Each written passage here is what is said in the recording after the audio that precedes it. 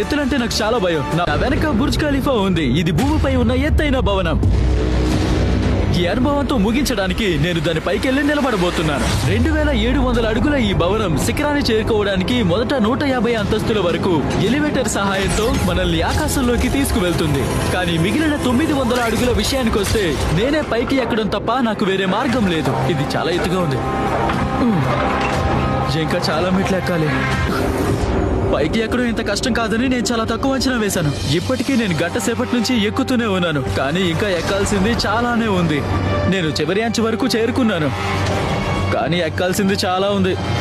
ఇది అయిపోయేలా లేదు. అంచెలంచెలుగా నన్ను నేను ప్రశ్నించుకుంటూ ఉన్నాను, నిజంగా ఇది చేయాలనుకుంటున్నానా లేదా అని. నేను చేస్తానో లేదో. అయిన భవనంపై నిలబడి అనుభవించిన అతి కొద్ది మంది వ్యక్తుల్లో నేను కూడా ఒకరిగా ఉండడానికి ఇది నా క్షణమని నాకు నేను గుర్తు చేసుకున్నాను. నాకు తెలుసు వెనక్కి తగ్గేదే లేదని. Alright, home stretch. అదిరిపోయింది. నేను సాధించాను. ప్రపంచంలోనే అతి ఎత్తైన భవనం పైన నిలబడ్డాను. ఇది అద్భుతంగా ఉంది. ఓరి నాయనో, నేను చాలా ఎత్తులో ఉన్నాను. ఇది భయంకరంగా ఉంది.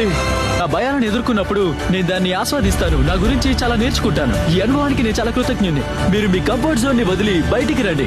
మీరు చేయాలనుకున్న పనే చేయండి. మీరు దాన్ని ఆస్వాదించి మీ గురించి నేర్చుకుంటారనుకుంటున్నాను.